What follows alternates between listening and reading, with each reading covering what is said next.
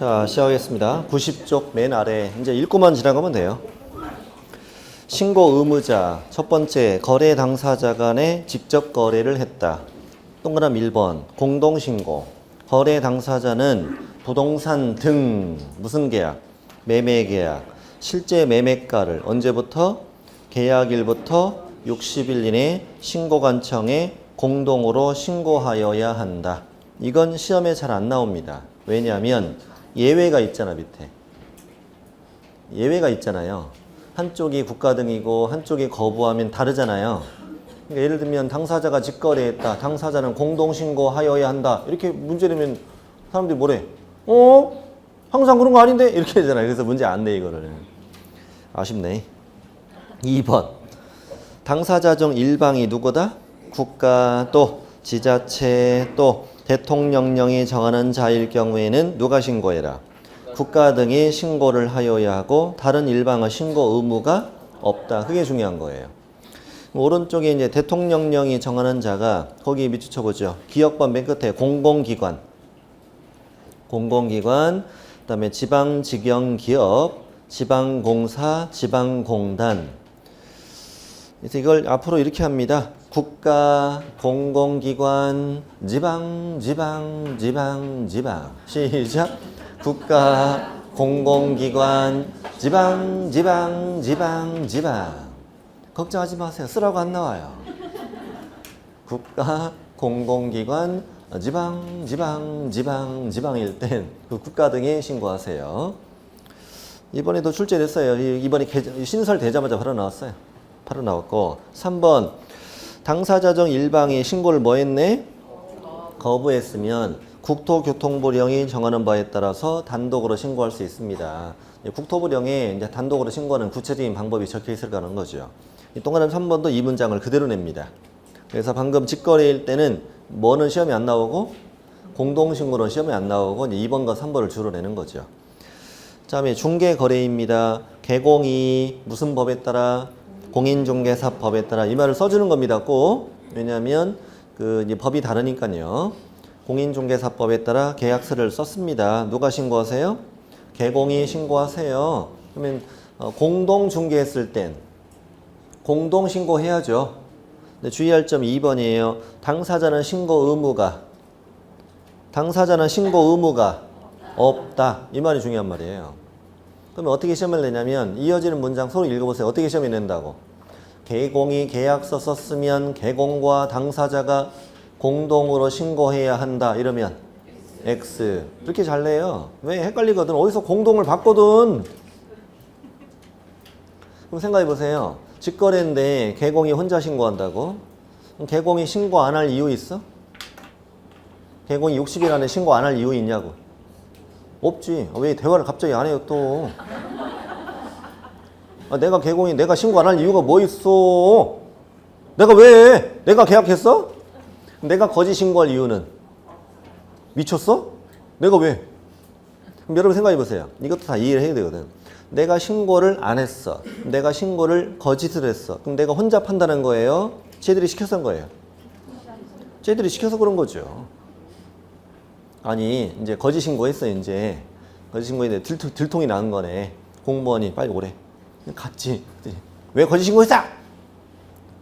내가 그날 참 기분이 울적해가지고요. 공무원이 애들이 시켰겠지. 나 혼자. 내가 그날 기분이 더러워서 그랬다니까요. 말이 됩니까 이게? 말이 안 되잖아. 그러니까 개공이 거짓 신고했다. 그러면 당사자가 시킨 거죠. 당사자가 시켰다라는 표현을 쓰지 않고 당사자가 뭐 한 경우? 요구한 경우. 그럼 당사자가 거짓 신고를 요구했다. 뭐라고요? 당사자가 거짓 신고를 요구했다. 그럼 개공이 거짓 신고했다. 오케이? 그럼 니네들은 500 과태료, 나는 5% 과태료. 이렇게 해요. 셋 다 받는 거예요. 됐습니까? 나 혼자 거짓 신고했다는 건 말이 된다 안 된다? 안 되는 거라고요. 네. 자, 그래서 혼자서 신고하라 이렇게 준 거예요. 혼자 신고해도 걱정할 필요는 없으니까. 일부러 거짓 신고할 이유는 없으니까 혼자서. 그 다음에 신고 절차. 양가로 1번 제목은 거래 당사자가 하는 부동산 거래 신고 절차. 좋아요? 1번은 뭐? 공동신고. 2번은 국가 등의 단도신고. 한쪽에 거부. 좋아요? 자, 그러면 공동신고할 땐 당연히 부동산 거래계약 신고서에 어떻게 공동으로 서명 또는 날인. 공동신고니까 공동으로 서명 또는 날인해서 제출해라. 여기 서명 밋은 없다고 그랬죠? 그럼 제출은 누가 가라고요? 아무나 가라고요. 아무나 가라고요. 보통은 누가 간다고요? 매수인이 간다고요. 그럼 매수인이 신고서를 이렇게 내는 거예요. 이렇게 냅니다. 내면서 공무원한테 제가 매수인이에요. 여기 써 있는 매수인이에요. 그럼 공무원이 뭐라 그래? 신분증 보여달라고 해야지. 월급 보고 매수인인지 알 수 없잖아요. 아, 신분증 놓고 왔는데 다시 갔다 와야 돼. 집에. 됐습니까? 네. 그래서 신고서를 내면서 뭘 보여줘라? 신분증을 보여줘야 됩니다. 그건 내버리면 안 됩니다. 그렇게 나오진 않아요. 미안해요. 자, 2번. 한쪽이 누구예요? 국가 등이에요. 국가 등이 신고서에 어떻게? 단독으로 서명 또는 날인해서 신고한청에 제출해라. 좋아요? 3번. 한쪽이 뭐 했어요? 거부했어요. 이땐 단독으로 부동산 거래 계약을 신고하는데 이땐 낼 것이 많아요. 첫 번째 낼 것은 부동산 거래 계약 신고서에 단독으로 서명 또는 날인. 좋아요? 그리고 다음의 서류를 첨부해서 제출해라. 다음의 서류가 뭐예요? 기억번. 뭐? 거래계약서 사본. 두 번째는 단독신고 사유서. 그렇지. 사유서 써야 되지. 사유서 뭐라고 써야 돼요? 매수인 저 인간이요. 아니 자세히 써야 돼. 매수인 저 인간이요. 그 금액을 높여서 신고해달라고 저한테 그러는 거예요. 저는 학원 다니거든요. 저는 싫다고 그랬죠. 싫다고 그랬더니 저 인간이 복비를 내준대요. 그래서 저는 끝까지 싫다고 그랬어요. 됐습니까? 그랬더니 신고를 안 한대요. 썩을 놈이에요. 이렇게 사유서를 써내야 돼. 됐습니까? 자세히 사유서 써내야 돼. 사유서 써냈더니 공무원이 이제 읽어봐 안 읽어봐? 읽어봐. 했더니 막 매수인 저 인간 뭐 썩을 놈. 이 누군지 알 수가 없네. 신고서에 한 사람만 써있고. 그래서 뭘 제출해라? 계약서 사본. 계약서 사본이 중요하거든요. 계약 사본을 제출해서 계약서에 매수인이 누군지를 확인한다는 거예요, 지금. 그러면 공무원은 이게 정말로 얘가 거부해서 단독 신고하는 것인지 사유서만 봐가지고는 믿을 수 없잖아요. 그래서 확인해야 돼, 안 해야 돼? 해야 돼요. 그래서 그 기억번 위에 써 있죠. 신고관청은 단독 신고 사유에 해당하는지 여부를 꼭 확인하라고 돼 있죠. 그래서 매수인에게 전화하는 거예요. 아니 이게 들어왔다고 사유서에 뭐 매수인 뭐 썩을 놈 막 써 있다고. 썩을 놈이 당신이냐고? 아니, 내 이름을 어떻게 알았니? 내가 성이 석시고 이름이 을놈이라고. 응? 우리 누나는 을년인데 을년. 성은 붙이지 말고 그냥 을년입니다. 을년. 자 미안해요. 자 이렇게 해서 이제 거부한 게 드러났죠. 거부한 게 드러났으면 그자에게 뭘 부과하고 과태료 부과하고 저 단독 신고한 자에게 신고불증을 주는 겁니다. 자 그러면 이걸 정리해 보면 뭐가 중요하냐면 자 공동신고할 때 신고서만 내라. 시작.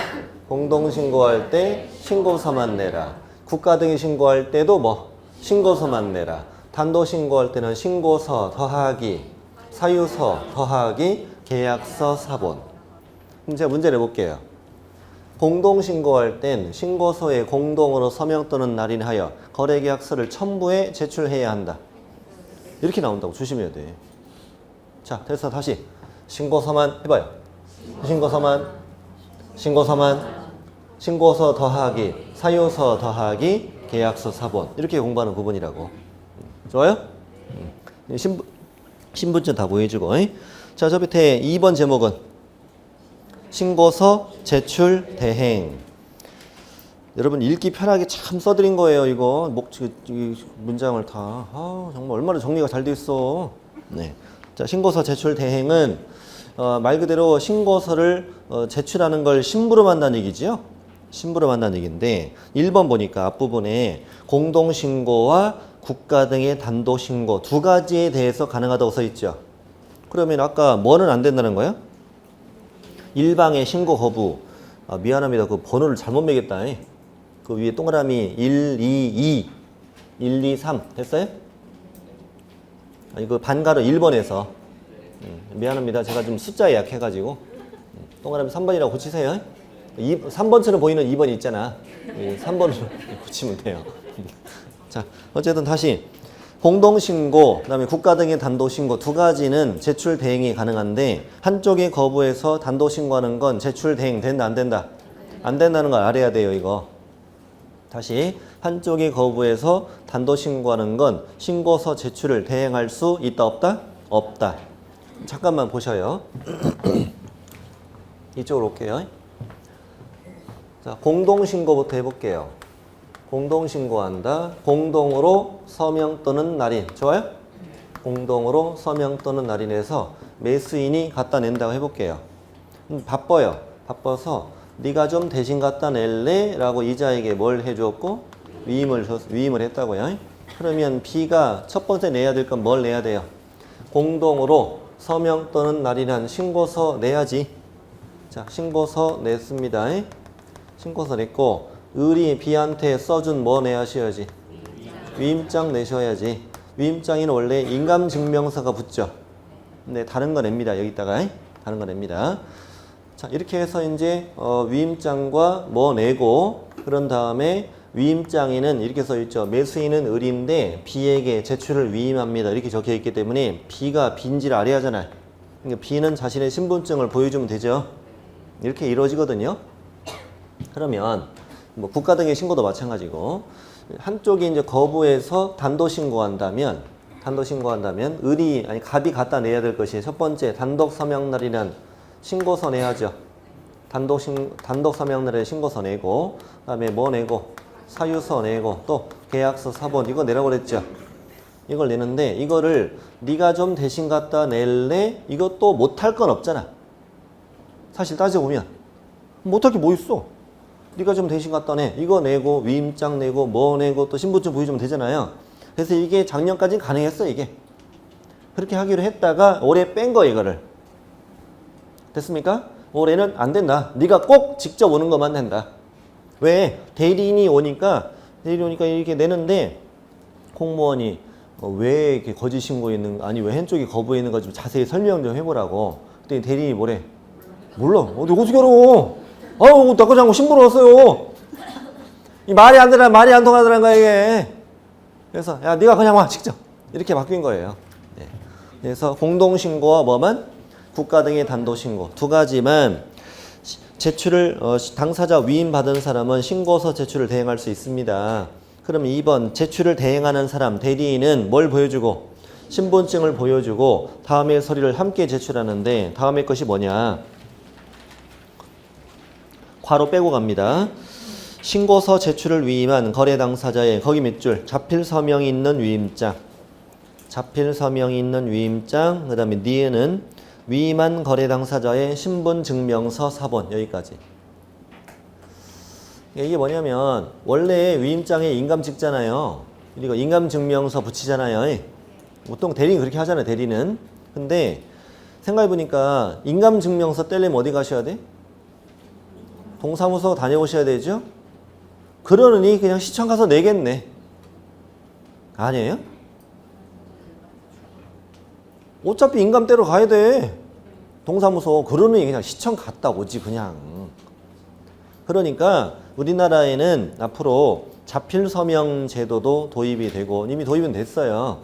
서명 제도로도 거의 다 가능하잖아요. 요즘에 꼭 인감 안 찍고도 거의 다 가능하거든요. 그러니까 우리부터 솔선수범하자. 그래서 위임장에 인감 찍고 인감증명서 내고 그러지 말고 위임한 저 매수인이 위임장 작성하고 여기다 자필로 뭐 하라고? 이름 쓰고 뒤에서 집에서 그 프린트 복사해가지고 그 신분증 프린트 해가지고 이걸로 사본 내용 이렇게 하자 이거야. 됐습니까? 그래서 자필 서명 위임장 신분증 사본 시작. 자필 서명 위임장 신분증 사본 이렇게 내는 겁니다. 법인 인감을 찍은 위임장을 내는 건 당연하죠. 네. 자, 양거래 2번 갑니다. 별로 중요한 건 아니었어요. 양거래 2번은 부동산 거래 신고를 하고 싶은 누구? 개공은 신고서에 서명 또는 날인에 제출해라. 누가 서명 날인하라고? 개공만. 그럼 개공과 당사자가 공동 서명 날인 OX. X. 개공과 당사자가 공동으로 하는 게 아니고 누구만? 개공만. 개공만 서명 또는 날인을 제출해라. 그리고 자신의 신분증을 보여주면 됩니다. 그 다음 동그라미 2번. 개공에 위임받은 누구만? 소공만 신고서 제출을 위임할 수 있다. 아니 신고서 제출을 대행할 수 있다고. 심부름 누구만 가능하다고요? 소공만 가능하대. 중개보조원은 안 된다는 걸 알아야 돼요. 이게 사실 중개보조원 보면 되게 기분 나빠요. 내가 뭐 증이 없다고. 아니 뭐 대단한 일이야? 심부름도 못해? 그럼 나 무시하는 거야? 기분 안 나빠요? 나쁘다고 해봐봐. 나쁘다. 내가 뭐 대단한 일 하냐고 지금. 그 심부름도 못 가냐고. 가고 싶은데. 안 돼. 커피 식어. 소공만 제출 대행할 수 있다. 중개보조는 안 되는 거 참 특이한 제도예요 이게. 그래서 중개거래일 때는 동물만 갈 수 있다. 누가 직접 가거나 개가 직접 가거나 누굴 보내거나 소를 보내. 미안해요. 여러분 개 될게요, 소 될게요. 개가 낫지. 개가 낫지. 미안해요. 그래서 사람만 갈 수 있다. 개가 직접 가거나 아니 동물만. 소가 소를 대신 보내거나. 개가 소를 몰고 가도 되고. 자, 소공은 개공이 적어준 신고서를 내고 자신의 신분증을 보여주라고 돼 있죠. 여기서는 특이한 게 위임장 X. 위임장 내 안 내? 안 내. 위임장을 왜 안 내냐면 그 소공은 고용신고된 자죠. 고용신고된 자죠. 그래서 소공의 신분증으로 컴퓨터로 조회해보면 사장님 이름도 떠야죠. 이렇게 확인하기 때문에 위임장은 굳이 낼 필요 없다. 귀찮잖아 그런 거 내려면. 그 다음에 양가로 3번 구축운영 이런 건 동그라미 1번은 지나가도 되고요. 동그라미 2번 하나 좀 읽어드릴게요. 거기 좀 긴 단어가 있어요. 부동산 거래계약 시스템이라고 있습니까? 부동산 거래계약 시스템. 칠판 잠깐만 보십시오. 여태 우리가 공부한 거는 뭘 공부했냐면 방문 제출을 공부한 거죠. 시청에 직접 방문해서 신고서를 내는 걸 공부하셨잖아요. 현실적으로 이 방법을 잘 이용하겠습니까? 다 요즘에 인터넷으로 하지. 그러니까 이제 일단 법조문은 그렇게 써야지. 인터넷으로 해. 끝! 이럴 순 없잖아. 그렇기 때문에 이제 구체적으로 신고하는 방법을 쭉 적어놨어요. 이게 이제 방문 제출하는 방법인 거고, 현실적으로는 다 인터넷으로 합니다. 인터넷 신고하는 걸 이제 전자문서로 신고할 수 있다. 이건데, 이건 시험에 안 나와요. 전자문서로 할 수 있다는 거 말면 되고요. 그 시청, 시군구 홈페이지 있죠. 홈페이지에 접속해 보면 부동산 거래 신고라는 메뉴가 있어요. 오케이? 여기 이제 클릭을 딱 해. 하면은 로그인 하라고 나와요. 로그인은 이제 성명 쓰고 주민번호 입력하고 확인 누르면 공인인증서를 요구합니다. 공인인증서에 비밀번호 눌러 들어가면 이것이 뭘 제시한 거예요, 내가? 신분증을 제시한 거예요. 그런 다음에 로그인에 들어갈 때 네가 매도인인지 매수인인지 개공인지 선택을 하고 나와요.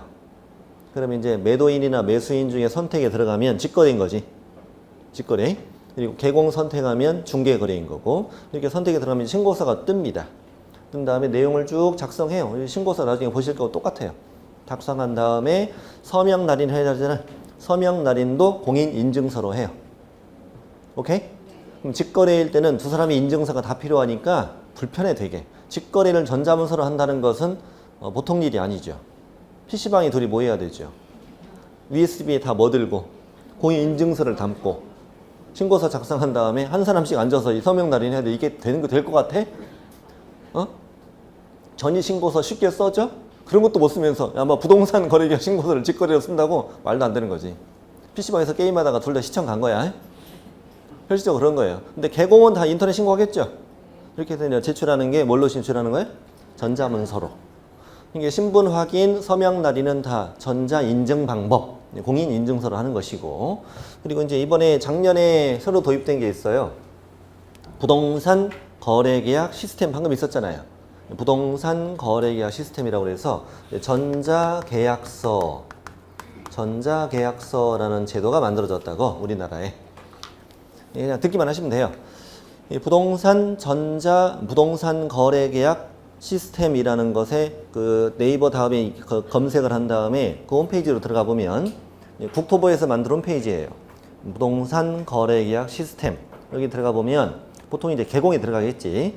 개공이 들어갔습니다. 들어가면 이제 로그인을 하십니다. 로그인하신 다음에 여기에 매매 계약서가 있어요. 매매 계약서를 클릭해. 그러면 그래서 신고서를 쓰는 게 아니라 뭘 쓰는 거예요? 계약서를 거기서 쓰는 거야. 우리 거래 계약서를 거기서 쓰는 거로 홈페이지에서 홈페이지에 계약서가 있단 말이에요. 계약서 이제 쭉 작성을 하죠. 그리고 당사자는 휴대폰 휴대폰 인증으로 확인하면 돼요. 공인인증서 없어도 괜찮아요. 휴대폰 인증하는 거 알죠? 누르면 뭐 번호 날라오고 입력하는 거 있잖아. 인증하고 개공은 이제 공인인증서로 하고 이렇게 한 다음에 계약서를 작성한 다음에 송부라고 딱 누르면 이 계약서가 시청 그다음에 국토부로 쏙 들어가 이게. 됐나요? 그러면 신고서를 안 내도 돼. 신고서를 아예 내 안 내? 아예 안 내. 그렇게 하는 간편한 방법을 만들었다고. 전자계약서라고 그래요. 거기서 전세계약서, 월세계약서 다 쓸 수 있어. 그런 것도 다 쓸 수 있고. 정부 입장으로는 좋지. 실시간으로 거짓 신고하지 않은 그 계약서 원본을 그대로 쏙 받게 되는 거죠. 그런 거죠. 네. 그래서 잘 이용 안 합니다. 제가 잘 이용 안 합니다. 네. 동그라미 2번 읽어볼게요. 이렇게 구축된 부동산 거래계약 시스템을 통해서 부동산 거래 계약을 체결했죠, 지금. 계약. 그러면 두 번째 줄 부동산 거래 계약이 체결되었을 때 찾았어요? 이 말이 거기서 계약서 썼다는 거야. 계약서 쓰면 당사자 공동신고, 국가 등의 단도신고, 개공의 신고 세 가지에 따라 신고서를 아예 낸 것으로 본다. 좋아요? 한쪽이 거부하는 건 된다 안 된다? 말도 안 되는 거지. 이건 본인이 하는 거 외에는 방법 없잖아요. 네. 그러면 아까 이거네. 한쪽이 거부해서 단도신고하는 건 본인이 직접 가는 거 말고는 방법 있다 없다? 없다. 심부름도 안 되잖아 아까. 인터넷 신고도 안 되고 전자계약서도 안 되고. 네. 자 됐고 이제 지금까지 우리 신고 절차를 다 보신 거예요. 다 보신 거고 이제 3번 신고해야 할 사항. 신고사항은 오늘은 그냥 읽고만 갈게요. 자, 두 사람 인적사항 당연한가요? 당연하죠. 그 다음에 계약일 또 중도금 지급일 또 잔금 지급일 당연하지. 그 다음에 종류 또 소재지 지번 또 지목과 면적 그리고 뭐 실제 거래 가격 투기과일지구 보이세요? 투기과일지구는 주택법에 있는 건데 저번에 9월 달에 신설된 거예요. 몇 달 안, 석 달밖에 안 됐어. 지금 따끈따끈해요. 만져봐요. 아 뜨거! 자, 투기과일지구가 현재 서울, 뭐 과천, 세종 이런데 투기과일지구는 아무래도 투기가 좀 우려되는 지역이잖아요. 그래서 투기과일지구인데 그 안에 있는 뭐고? 주택, 동그라미 쳐보고 주택이고 가격이 얼마 이상이면 3억 이상이면 아래 내용을 추가 신고해라. 근데 다만 일방이 매수인이 국가일 때는 제외한다고 돼 있네. 매수인이 국가인데 투기 한대 안 한대야? 안 하지. 자, 오른쪽에 자금 조달 계획 찾았어요? 자금 조달 계획 이런 거 무시무시한 거예요. 사실은 자금 조달 계획은. 네. 자금 조달 계획이 뭐예요? 예를 들어서 5억 주고 집 샀다고 그 5억을 어떻게 만드는가 다 밝히라는 얘기예요. 음해. 그중에 예금은 얼마 그리고 얼마는 뭐 주식이나 채권을 팔아서 만들었고 얼마는 대출을 받았고 얼마는 엄마가 줬음. 증여세 폭탄 나가. 이런 식으로 투기를 뭐 하려고? 막으려고. 투기를 억제하려고. 남의 돈으로 집 사서 하는 거 있잖아요. 내가 실수의 목적도 아니고 이런 이제 투기할까봐 뭘 내시라고? 자금 조달 계획. 3억 이상 이거는요. 사실상 굉장히 규제가 강한 거죠. 여러분 투기과일지구에서 3억 안 되는 아파트가 있을라나? 있으면 다 소개 좀 해줘봐. 있겠어? 없지. 사실상 다 내란 얘기야 이거는. 6억 이상 이러면 좀 알아낸 거죠. 그런 거죠. 3억 이상이면 다 내란 얘기입니다. 그 다음에 니은 매수자 본인이 그 집에 직접 들어가 살 건지 여부도 다 써내야 돼요. 남이 사러 전세 내 목적이야. 그럼 이거는 투기 가능성이 높잖아요. 높잖아요. 자, 이거는 대한민국 전체에서 다 내는 것이다? 아니다. 어디서? 투기과열지구만. 그것도 뭐만? 주택만. 그것도 얼마 이상만? 3억 이상만. 정확하게 해야 돼요. 투기과열지구 또 주택 또 3억 이상. 이게 딱 들어가야 돼요.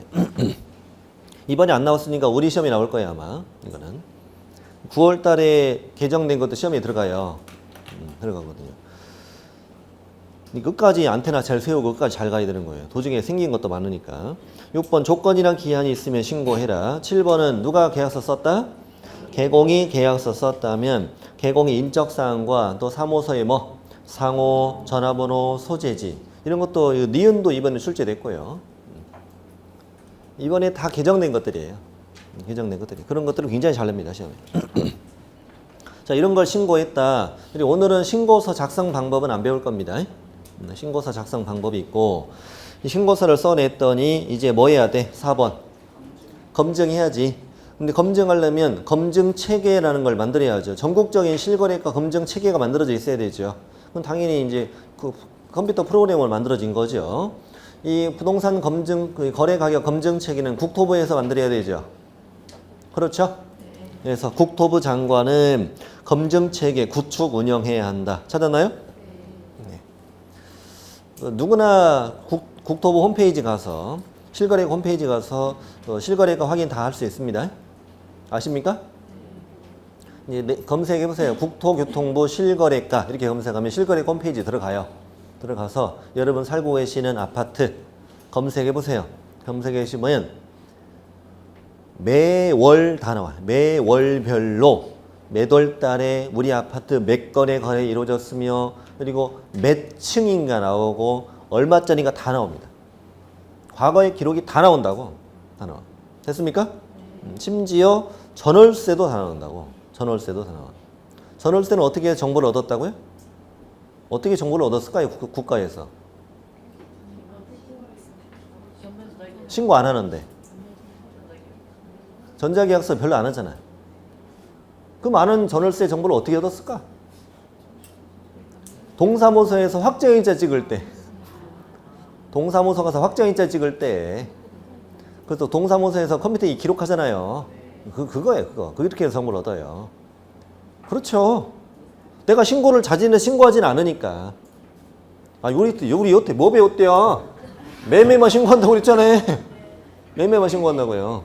그러니까 전세나 임대차 같은 거 어떻게 정보를 얻었겠냐 이거지. 확정일자 찍을 때 얻는다니까요. 자, 이렇게 해서 검증체계 구축 운영해라. 그럼 2번 신고관청은 신고받으면 그 검증체계로 적정성을 검증해야 되겠죠. 검증하고 검증 결과를 어디에도 보내주고 세무관서장에게 통보하지. 양도세 신고 들어올 때 이게 아구가 딱 맞아야 되잖아요. 이게 금액이 안 맞으면 안 되잖아요. 그리고 통보받은 세무관서장은 국세지방세 과세자료를 현행할 수 있다. 그다음 4번 신고관청은 내용을 확인하고 신고필증을 어떻게 발급해라? 지체 없이 발급해라. 그럼 신고인은 신고필증 받았지? 그러면 매수인은 검인 받은 것으로 본다. 좋아요? 검인은 굳이 받을 필요가 없다 이거죠. 이렇게 절차 끝나는데 자, 양가로 2번은 뭐냐면 이렇게 검증하는 과정에서 보니까 아니 신고 들어오는 액수가 이 동네 평균치하고 너무 차이가 많이 난다. 그럴 수도 있어 없어요? 그럴 수도 있죠. 이럴 경우에는 별도 조사가 들어갑니다. 별도 조사. 진실일 수도 있고 아닐 수도 있으니까. 그래서 이제 1번 누락돼 있거나 정확하지 않으면 보완해봐라 라고 명령할 수도 있고 2번이 무시무시한 거죠. 거래 당사자 개공에게 다음 제출해봐. 첫 번째 뭐 갈까봐? 계약서 사본. 여기 잠깐 보십시오. 이때 뭐만 냈지? 신고서만. 신고서만. 이때는 여러 가지 냈죠? 이것도 뭐만 냈어? 신고서만 냈다고. 어차피 단도신고, 한쪽이 거부해서 단도신고하면은 철저한 검증을 하겠지, 거기서. 이거 빼고 나머지는 신고서만 내다 보니까 철저한 검증이 안 되잖아요, 처음에. 이제 계약서 가까봐. 4번. 이럴 수 있다는 거고. 그 다음, 니은. 거래대금 지급을 증명할 수 있는 뭐 갖고래? 입금표, 통장, 사본. 다음 페이지. 왜 안 외워도 돼요? 매수인이 매수 대금을 어떻게 만들었느냐 A, B, C로 다 증명해라. 그 다음에 니은은 매도인이 매수인으로부터 받은 대금을 예금을 다 안 했다고. 그럼 아구가 안 맞잖아요. 어디다 썼냐고. 나 백 샀어. 뭐 이런 거 영수증 다 갖고 있어야 된다 보니까. 됐어요? 집 팔면 백 살라고 그랬잖아. 안 했어?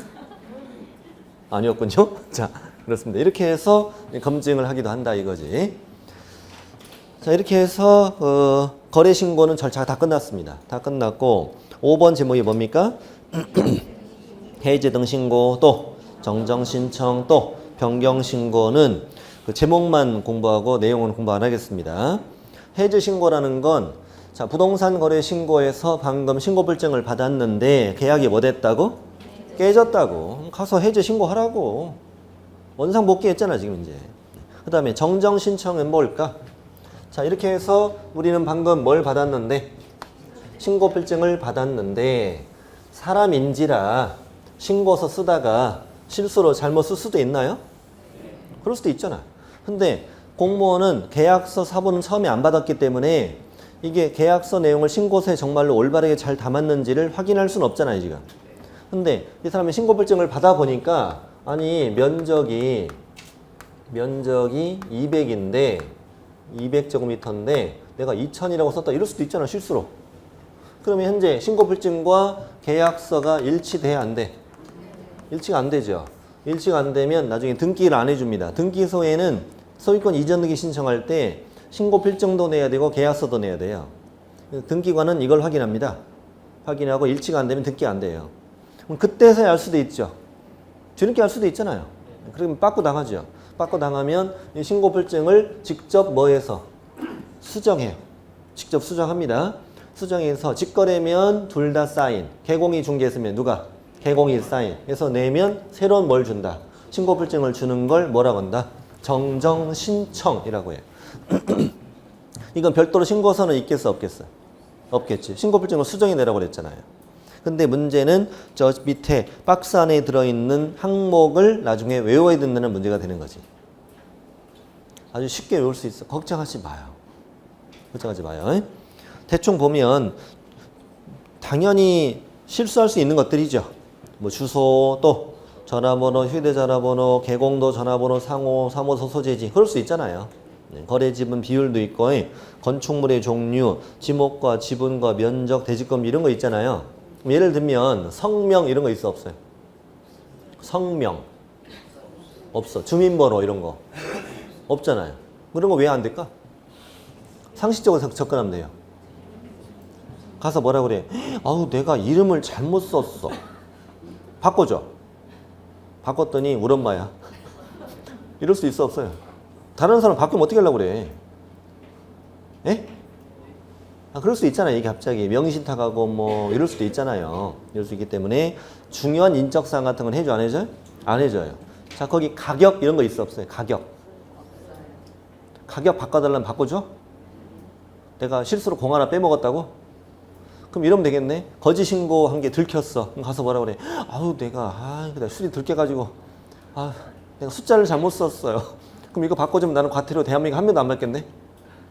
그럴 거 아니에요. 이런 것들은 해줘 안 해줘요? 안 해준다 이거예요. 이런 것들을 나중에 공부하게 된다고. 자, 오른쪽에 제목은 뭐예요? 변경신고. 그러니까 이거는 올바르게 신고를 잘 했는데 신고 필증까지 받은 후 계약 내용이 뭐 됐을 때 변경됐으면 계약서 새로 썼겠죠. 새로 쓴 계약서와 신고 필증은 일치하지 않잖아요. 이번에는 변경 신고서 제출 해봐요. 뭐라고요? 변경 신고서 제출. 그래서 새로운 신고 필증을 받는 것이다 이거지. 아까 정정 신청은 신고 필증을 수정해 냈는데 이건 변경 신고서를 내서 새로운 신고 필증을 받는다. 자, 밑에는 위반시 제재 보이죠? 과태료만 있어. 이 동네는 뭐만 있다고요? 과태료만 있습니다. 3천만 원 이하. 아까 입금표 통장사본 이런 거 있죠? 거래대금 지급증명 자료 이걸 갖고 냈는데 안 갖고 개겼다 이거지. 오, 3천만 원이야. 장난 아니네. 안 낼 수가 없네. 그 다음에 500만 원 이하는 첫 번째 뭐한 자? 신고하지 않았다. 며칠 안에?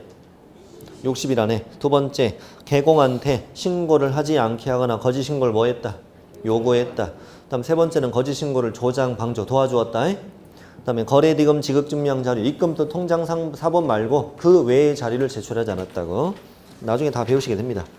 다음에 이제 5% 이하. 5% 이하는 1번만 기억해 보세요. 1번이 뭐라고 되어 있나요? 부동산 거래 신고를 거짓으로 한 자. 금액을 거짓 신고한 자를 제일 싫어하겠죠. 5%는 적은 금액이 아니에요. 5억만 해도 2,500이에요. 10억이면 5천이에요. 과태료가. 엄청난 금액이에요. 양그릇 4번은 올해 2017년에 신설된 제도인데 되게 재밌는 게 있습니다. 되게 재밌는 제도가 만들어졌고요. 자, 한번 잠깐 보시죠. 거래 당사자고요.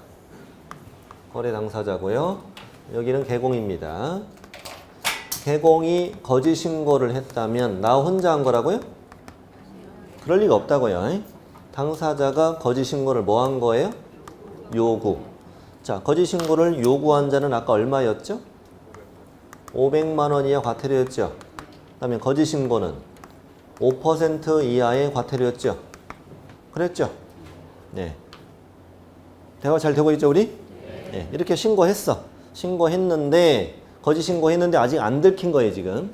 정상적으로 신고가 잘 돼버렸어. 그래서 신고증 다 받는 순간 얼마나 가슴이 떨려. 다행히 안 들켰죠? 안 들켰어. 자료 제출 요구도 없었어. 그럼 이대로 잘 등기하고 끝나면 되는데 매수인이 지금 아침에 일어나니까 내가 잠을 못 잤어. 보니까 하루도 잠 못 잔 거야. 왜? 걱정됐어. 잠을 못 잔 거야. 이제 3일 동안 날 샜어. 그래서 이제 아침에 일어나서 뭐냐면 나 이러다 죽을지도 모를 것 같아. 도저히 난 이렇게 못 살 것 같아. 그래서 매수인이 벌떡 일어나서 어디 갔어? 시청에 가요. 시청에 가가지고 내 눈 빨간 거 보이시냐고. 나 도저히 이대로 못 살겠다고. 우리 거짓 신고했어요. 이걸 자진 신고를 한다. 뭐라고 한다고? 자진 신고. 이 자진 신고하면은 너는 면제, 니네 둘이 독박. 이런 제도를 만들었다. 오케이? 아니 이게 굉장히 효과적입니다. 이 제도가. 굉장히 효과적입니다. 왜냐하면 저렇게 아까처럼 잠 못 자는 사람일 수도 있지만 조금만 사이가 틀어지잖아요. 그러면 배신 때립니다. 그렇죠? 사이가 좀만 안 좋아지면 배신 때린다고요. 내가 나 아무래도 이거 속은 것 같아 이거. 너무 비싸 이거. 아이씨, 나 이거 당했어 이거. 저번에 내가 미쳤지 내가. 아이씨, 나 혼자 가. 까발리는 거지. 되나요? 네. 왜냐하면 이게 낮춰 신고했다면은요, 파는 사람은 양도세를 많이 내게 되죠. 결국에는. 아니, 이게 거짓 신고가 이렇게 쉽게 되나? 여러 가지 진통이 있었겠지. 여기서는 낮춰 신고하면 내가 처음에 산 게 있는데 산 게 있으니까 아니다. 높여 신고하는 경우라면 파는 사람의 양도세를 많이 내게 되잖아요. 그리고 낮춰 신고하게 되면은 나중에 내가 팔 때도 많이 내게 되고 그렇잖아. 이런 걸 계산해서 실제 거짓 신고한다면은 이렇게 나중에 양도세 내는 거 이런 거 감안해가지고 어느 정도 부담도 해주고 이렇게 하지 다 이렇게 한단 말이에요. 그렇게 하지만 어느 한쪽에 또 마음이 틀어져가지고 자진 신고하고 이런 경우가 굉장히 많아요. 요즘에 사실은 굉장히 많습니다. 이렇게 하면 내용은 아직 읽어볼 필요 없고 이렇게 하면은 한 사람은 뭐 되고 면제되고 나머지는 뭐라고? 독박 쓴다고요. 네. 그래서 이제 그 파란색 글씨 보면은 조사 시작 전에 자진 신고한 자야. 그리고 다음에 요건을 모두 충족하면 면제인데 박스 보니까 단독으로 신고한 최초의 자만. 그러니까 셋 중에 가장 먼저 온 사람만. 이게 왜 그러냐면 둘이 같이 오면 어떻게 돼요? 아니, 그럼 이건 어떻게 생각하세요? 그러면 이제 거짓 신고했잖아요. 거짓 신고했는데 셋이 같이 와서 자진 신고했어. 그럼 어떻게 되지? 그러면은 아무도 과태료 안 받잖아. 그럼 이거는 이 제도가 말이 안 되는 제도가 되잖아요. 아니에요? 그렇게 생각하니까 그렇구나. 이렇게 하면 안 될 수밖에 없네.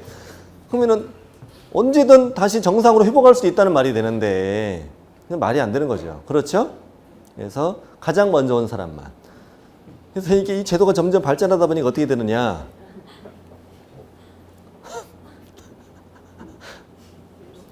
이제 한쪽이 나 자진 신고할래요 라고 먼저 얘기했다. 그럼 상대방이 뭐래요? 야, 그러지 마! 우리 다 죽어! 그러지 마! 좀 너 혼자 살게? 100원쯤 잘 되고 있나요? 자, 그래 더 쳐요. 그러면 이제 하지마 하지마 할래 하지마 할래 하다가 안 되겠다. 그러면 얘 나 때문에 혼자 할 거잖아. 혼자 할 거니까 그러면은 이렇게 하자. 어차피 네가 자진 신고하면 우리 둘 다 과태료고 너는 안 받잖아. 과태료 나눠내자. 그리고 한 사람만 갔다 오자. 심지어 이런 경우가 생긴다고. 처음부터 제대로 하라고요. 오케이? 나중에 골치 아파집니다 이거. 네. 처음부터 제대로 해야 돼 이게. 지금 어떤 상황이 대화 잘 됐나요? 네. 됐습니다. 제가 이제 요즘에 그런 상담을 주로 받아요. 한 놈이 간다고 그랬다고. 네. 자, 아유 참. 이렇게 해서 이제 1장을 이렇게 마치고 1장을 마치고 2장은 이번엔 생략하기로 했고요. 자, 제목이 뭡니까? 외국인 등의 부동산 취득에 관한 특례 이런 제도가 있다고요. 외국인이 매매 빼고 아까 매매는 뭘 했으니까? 부동산 거래 신고 했으니까 매매 말고도 저기 뭐 예를 들자면 98쪽 맨 밑에 뭐 교환이나 또 증여나 저 오른쪽 페이지는 양거러 2번 안에 뭐 상속이나 또 경매나 뭐 이런 것도 적혀 있죠. 보이나요? 이런 걸로 취득했을 때도 뭐 해라? 신고해라. 이거는 실거래가 신고가 아니고 이렇게 우리가 취득했습니다라고 신고해라. 그래서 외국인이 우리나라 안에 부동산의 소유권을 얼마나 가지고 있느냐라는 걸 우리는 알고 싶다. 이런 얘기입니다. 됐습니까? 그리고 외국인만 허가를 받는 땅도 있어요. 한 장 넘기시면 100쪽에 이거 누구만 허가받는 땅이에요? 외국인만 허가받는 땅이에요. 그 이유를 한번 생각해 보실래요? 1번이 무슨 구역이에요? 군사시설 보호구역이에요. 여러분 외국인이 군사시설 보호구역 땅을 사면 무슨 이상하지 않아요? 야, 너 거기 왜 사냐? 너 간첩이냐? 이상하잖아요. 특별히 외국인이 살 이유가 없는 땅들이에요. 여기는 투기가 우려되는 그런 지역이에요? 그런 지역이 아니고 특별히 외국인이 사면 안 되는 땅. 엄격하게 허가를 거쳐서 취득하게 하게 되는 땅이다 이런 뜻이지. 그런 걸 말하는 거고. 자, 101쪽에서 지금부터 할 것은 내 외국인 따져 안 따져? 안 따지고 다 뭐 받아라. 전부 다 허가 받아야 하는 토지를 배우자는 거예요. 이건 뭐가 우려되어서? 투기가 우려되어서. 허가 받고 땅 사라 이거지. 이건 작년까지 어디서 배우신 거라고요? 공법. 네, 공법에 배우신 거니까 완전히 공법이에요, 여기도. 용어들도 다 공법이에요. 그러면 자 한번 적어볼게요. 제목이 토지, 거래, 허가, 구역 이렇게 돼 있어요. 그러면 여기는 뭐만 허가를 받는다? 토지만. 그러면 건물 허가 받아 안 받아? 안 받아. 이걸 알 수 있죠. 이렇게 생각하면 돼요. 건축물로 허가받는 제도는 우리나라에 없어. 우리 집 살 때 허가받는 거 있나? 그런 거 없어요. 토지만 허가가 있는 거예요, 원래. 건축물로 허가받는 건 없습니다. 그다음 모든 거래를 다 허가받는 건 아니야, 여기도. 아까 부동산 거래 신고는 무슨 계약만? 매매 계약만. 매매 계약만. 아까 외국인은 뭐 교환, 증여, 상속, 경매 뭐 많았죠? 많았는데 여기는 뭐라고 표현하냐면 소유권, 소유권과 지상권 두 가지 두 가지에 대해서 유상으로 이루어질 때 그 다음에 예약도 포함한다. 이런 식으로 이따가 배워요. 자, 그러면 소유권일 때 뭘 받아라? 허가 받아라. 소유권은 매매만 있나? 아니지? 뭐 교환도 허가 받아 안 받아? 받아요. 교환으로 해도 투기할 수도 있는 거잖아요. 그럴 수 있기 때문에 교환도 뭘 받으라고요? 허가를 받으라고. 그럼 증여는 허가 받을까 안 받을까? 칠판에 들어있는 정보로 우리 풀 수 있어요. 증여 허가 받을까 안 받을까? 안 받아. 왜? 저기 유상이라고 써있잖아요. 여러분 증여로 투기해요? 증여로 어떻게 투기를 해? 말도 안 되는 거지. 됐나요? 네. 자, 그래서 다시 매매 또 교환 이거에 대해서 유상으로 이루어질 때. 자, 그럼 예약을 포함한다는 예약은 뭐냐? 가등기. 가등기. 그럼 예를 들어서 여러분 가등기일 때 허가를 뭐 이렇게 적으려고 그래. 다시 처음에 그냥 듣는 게 중요한 거예요. 이 책 나중에 안 볼 거잖아요. 자꾸 쓰려고 그래. 책 곧 새로 받을 거면서 왜 그래. 자, 다음에 가등기도 허가를 받는 이유를 한번 생각해 보자는 거지. 자, A 땅인데 B가 이제 사고 싶은 거예요. 이게 투기 목적으로 사고 싶은 거예요. 근데 이제 가등기를 만약에 허가를 안 받는다면 둘이 소유권에 대해서 뭘 해놓겠어? 가등기를 설정하는 계약을 하겠지. 만약에 허가를 안 받는다면 그리고 사실상 뒤로는 이미 매매가를 줬어 안 줬어? 이미 다 줬고 그다음에 가등기만 해놓고 나중에 허가구역의 지정이 다 해제되면 그때 소유권도 가져갈 거 아니에요. 그럼 사실상 이건 투기잖아 그러면. 그러니까 예약도 허가 받아야 돼 안 받아야 돼? 받아야지. 어? 가등기 할 때도 허가 받아야지 그러니까 당연히. 이미 돈을 줬는데 뭐. 그리고 지상권은 왜 허가를 받을까? 이거지. 지상권 배웠나요? 다행이다. 건물, 지상권 최소 몇 년? 30년. 몇 년? 30년. 자, 그러면 A 땅인데 B가 뭘 한다? 지상권 설정 계약을 한다. 무한대로도 할 수 있어 없어? 있어. 무제한으로도 가는 게 거의. 100년 하면 되지 뭐. 안 돼? 되지. 되잖아. 그러면 100년 하면 사실상 A 거야 B 거야? B 거지. 이게 무슨 A 거야 이게. 그렇죠?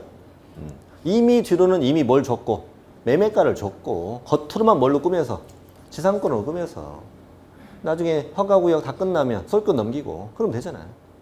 됐잖아요? 그래서 뭐도 허가 받자? 지상권도 허가 받자. 이제 이 두 가지만 잘 기억하면 돼. 다시 소유권하고 뭐? 지상권하고 뭐로 이루어질 때? 유상. 그리고 가등기를 포함할 때. 이거에 대해서 허가를 받는데 허가는 계약 체결하기 전에 허가 받겠어? 계약 체결 이후에 허가 받겠어? 계약 체결 전에 허가를 받는 게 정상이죠.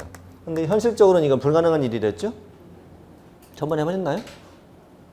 계약 체결 전에 허가를 받는 게 현실적으로 가능하냐고. 자, 우리 둘이 매매할까? 우리 둘이 땅에 저한테 땅 살래 해봐요. 땅 살래? 내가 알았어 하는 순간 뭐가 돼버려? 계약이 돼버려. 그럼 난 이미 벌써 위반한 거잖아. 그럼 뭐라고 해야 돼? 땅 살래? 그러면 알았어 할 때 뭐라고 해야 돼? 그만! 너 말하면 안 돼. 네 뜻은 알겠어. 그래서 둘이 같이 가서 뭘 해야 돼? 저는 얘 마음을 알아요. 그러면서 이제 허가 내주세요. 지금 개그에 지금? 말이 안 되잖아. 그럼 허가를 딱 받았어. 받은 다음에 드디어 너 알았어 해도 돼.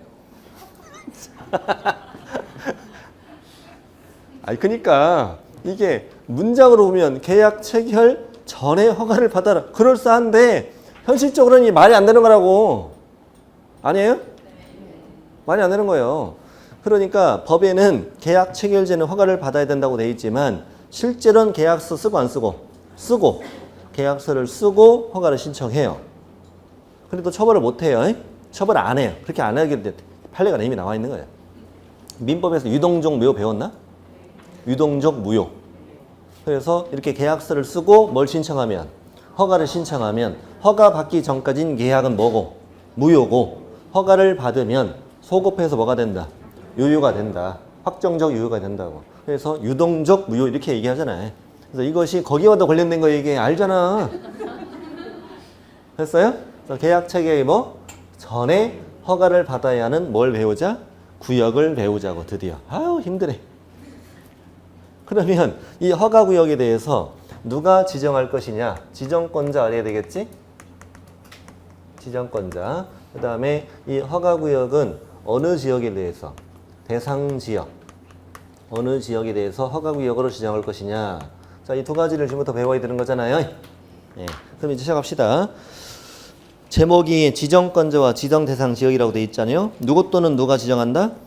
국장 또는 시도지사가 몇 년 이내로? 5년 이내로 허가구역을 지정할 수 있다. 5년 이내 이건 반드시 외워야 됩니다. 5년입니까 항상? 5년 이내. 보통은 3년 정도 지정해요. 5년 이렇게 지정하면요. 다음에 그 인간 지자체 선거에서 안 뽑아줘요. 그러겠죠? 감히 내 땅을 5년씩 지정해? 너 죽었어. 너 다음에 너 도지사 되나 봐봐 너. 자, 그렇습니다. 그래서 국장 또는 시도지사가 지정하는데 5년 이내, 3년, 보통 3년 하고 3년이 다 돼가는데 아직도 투기 광풍이 분다. 그럼 이제 연장, 재지정, 오케이? 이렇게 해서 연장할 수도 있고, 근데 3년이 안 됐는데 투기 바람이 사라졌다. 그럼 축소 지정, 또 해제 이런 게 가능합니다. 면적을 축소하는 것도 가능하고 아예 해제하는 것도 가능하고. 5년 이내 기간 중에 허가구역 지정할 수 있는데 박스 안에 가보면 1번 허가구역이 둘 이상 시도에 걸쳐 있으면 누가? 국장이 지정한다. 동일한 시도 안에 일부 지역이면 시도지사. 자, 이건 어려운 건 아니에요. 잠깐 보실까요? 마침 우리 동네가 이게 공부하기 좋아요. 우리 동네 공부하기 좋아요. 여기가 평택, 여기는 안성, 여기는 충남 아산, 충남 천안 이렇게 돼 있잖아요. 우리 동네가 마침.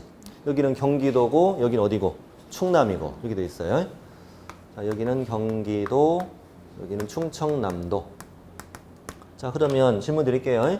평택만 지정한다. 누구? 시도지사. 경기도지사지. 그럼 평택과 안성이 걸쳐 있으면 도지사. 동일한 시도 안에 일부 지역이잖아. 예. 자, 천안만 지정한다. 충남도지사. 천안 안산 걸쳐 있으면 역시 충남도지사. 그러면 국장이 할 때는 어떻게 한다고요? 이렇게 걸칠 때, 2개 이상 시도에 걸칠 때, 오케이? 이때만 국장이라고. 2개 이상 시도에 걸칠 때. 합리적이죠? 합리적이에요. 이게 좀 쉬워진 거예요. 작년까지는 공법이 있을 때는 2개 이상 시, 군, 구 이럴 때 국장이어서 더 어려웠어요. 그럼 더 어렵잖아요, 그렇게 되면.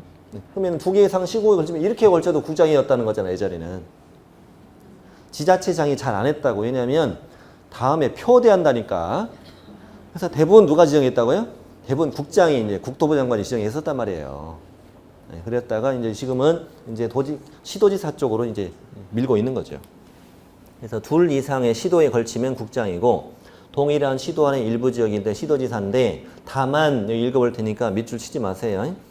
국가가 시행하는 개발 사업 등에 따라 투기적인 거래가 성행하거나 지가가 급격히 상승하는 지역과 그러한 우려가 있는 지역 등 대통령령으로 정하는 다음의 경우에는 국장이 지정할 수도 있다. 이게 무슨 말이냐면 동일한 시도 안의 일부 지역일 땐 누가 지정하는데? 시도지사가 지정하는데 예외적으로 그 경우에도 누가 지정할 수도 있다. 국장이 지정할 수 있는 경우도 있다. 그래서 밑에 아예 제목을 써드렸죠. 뭐라고 써 있어요? 동일한 시도 안의 일부 지역이더라도 국장이 지정하는 경우. 그때는 아래 두 가지를 모두 충족, 하나 충족. 모두 충족해야 돼. 하나만 충족하면 안 되고 아래 1, 2를 모두 충족해야 된다고. 이런 거 시험에 잘 낼 것 같아? 안 낼 것 같아? 잘 안 내지. 너무 길잖아. 이걸 다 써줘야 되잖아. 이걸 다, 한 지문에 이걸 어떻게 다 써줘? 제가 한번 내볼게요. 한 지문으로. 국가나 공공기관이 개발 사업의 사업 시행자가 되며 해당 지역의 집가 변동률 등이 인근 지역이나 정규 평균에 비해 급격히 상승하거나 상승할 우려가 있으면 동일한 시도 안의 일부 지역일지라도 국장이 지정할 수 있다. 단편 소설이야 거의. 사실 고민했지 저도. 근데 생각해보니까 너무 길어. 이걸 내려 했더니 너무 길어요 지문이. 됐습니까? 네. 어쨌거나 저 위에 있는 거 1번을 주로 내겠지. 1번을. 왜냐면 2번은 예외가 있으니까. 그렇습니까? 아직도 개념을 못 잡네. 자, 1번은 예외 있어 없어요? 예외 없이 둘 이상 시도에 걸치면 무조건 누구? 무조건 국장이고, 동일한 시도 안의 일부 지역일 때는 원칙은 시도지사, 예외는 국장이니까 1번을 시험에 내야지. 2번 내지 말고. 예외적으로 국장일 수도 있다. 자, 이제 박스 밑으로 갑니다. 자, 이번엔 대상 지역입니다. 어떤 지역에 대해서 허가구역으로 지정할 것이냐. 자, 투기적인 거래가 성행하거나, 투기적인 거래가 성행하거나, 또 지가가 급격히 상승하거나, 뭐가 있는, 우려가 있는 지역. 우려가 있는 지역으로서 다음에 정하는 지역이라고 되어 있어요. 이게 다음에 정하는 지역이 1, 2, 3, 4 네 가지가 되어 있는 거예요. 이게 잠깐만 칠판 보세요.